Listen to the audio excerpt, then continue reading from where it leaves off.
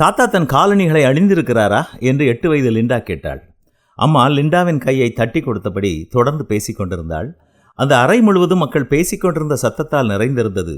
அங்கே நிச்சயமாகவே தாத்தாவும் இருந்தார். அவர் கண்களை மூடியவாறு கைகளை மார்பின் மேல் கோர்த்தபடி சாற்றின் துணி விரிக்கப்பட்ட ஒரு நீண்ட பெட்டிக்குள், அதாவது ஒரு சவப்பெட்டிக்குள் படுத்து கிடந்தார். அந்த இறுதிச் சடங்கு இல்லம் முழுவதும் பூக்களின் நறுமணம் நிறைந்திருந்தது. லிண்டா தனக்கு அந்த இடத்தில் சம்பந்தமே இல்லாதது போன்ற ஒரு உணர்வை பெற்றாள். அப்போது யாரோ ஒருவர் அவளுடைய தோள் மீது கை வைத்தார்கள். அது அவளுடைய அப்பாதான். அவர் அவளுடைய கையை பிடித்து அவளை உட்கார வைப்பதற்காக ஒரு சோஃபாவிலே அழைத்து சென்றபோது அவருடைய முகத்தில் மிகுந்த கனிவு தெரிந்தது.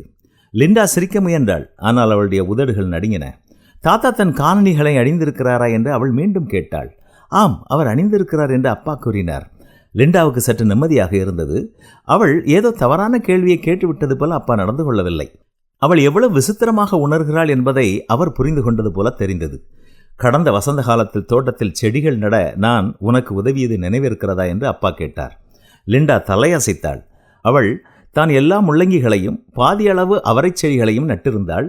சொல், நீ நட்ட அந்த விதைகளுக்கு என்ன நேர்ந்தது என்று அப்பா கேட்டார். லிண்டா புன்னகைத்தாள். நான் நட்ட இடங்களில் அவரை செடிகளும் முள்ளங்கி செடிகளும் வளர்ந்தன என்று அவள் பதிலளித்தாள். அப்பா தலையசைத்தார். அந்த சிறிய விதைகள் இறந்து போயின. ஆனால் அவை இறந்த பிறகு அதிலிருந்து காய்கறிகள் வளர்ந்தன. தோட்டத்தில் ஒரு புதிய உயிர் தோன்றியது. தாத்தா ஒரு கிறிஸ்தவர். அவருடைய உடல் இறந்தபோது அவர் இயேசுவோடு இருப்பதற்காக சென்று விட்டார். இப்பொழுது அவருக்கும் ஒரு புதிய வாழ்க்கை கிடைத்திருக்கிறது என்று அப்பா விளக்கினார். அவருடைய உடல் இங்கே இருக்கிறது, ஆனால் உண்மையான நபர், அதாவது அவருடைய உயிர் பரலோகத்தில் இயேசுவோடு இருக்கிறது. லிண்டா அதை பற்றி சிந்தித்தாள். அங்கே அவருக்கு தன்னுடைய ஊன்றுகோல் தேவைப்படுமா என்றாள். அதற்கு அப்பா, இல்லை, அவரது காலணிகளும் தேவைப்படாது. பரலோகம் என்பது ஒரு பரிபூர்ணமான இடம். அங்கே அவருக்கு தேவையான அல்லது அவர் விரும்பும் அனைத்தும் கிடைக்கும். தாத்தா இருந்த சவப்பெட்டியை பார்த்தபோது லிண்டாவுக்கு மனதிற்குள் சற்று ஆறுதலாக இருந்தது. அவர் பரலோகத்தில் இருப்பதை நினைத்து எனக்கு மகிழ்ச்சியாக இருக்கிறது என்று அவள் இயல்பாக கூறினாள். அன்பர்களே, நீங்கள் எப்போதாவது ஒரு இறுதிச் சடங்கு வீட்டிற்கு சென்றிருக்கிறீர்களா? அல்லது இறந்து போன ஒருவரை பார்த்திருக்கிறீர்களா? அது உங்களுக்கு ஏதேனும் விசித்திரமான உணர்வை ஏற்படுத்தியதா?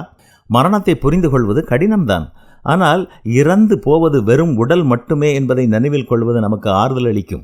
உண்மையான நபர், அதாவது அந்த உயிர், இங்கிருந்து அடுத்த நிலைக்கு பயணித்து விட்டது. ஒரு விசுவாசியை பொறுத்தவரை அந்த உயிர் இயேசுவோடு இருப்பதற்காக பரலோகத்திற்கு செல்கிறது. அவர் மரணத்தை ஜெயமாக விழுங்குவார். கர்த்தராகிய தேவன் எல்லா முகங்களிலிருந்து கண்ணீரை துடைத்து தமது ஜனத்தின் நிந்தையை பூமியில் இராதபடிக்கு முற்றிலும் நீக்கிவிடுவார் என்பதுதான் பரிசுத்த வேதம் நமக்கு கூறும் உண்மை. நாம் நம்பிக்கையோடு வாழ்வோமா?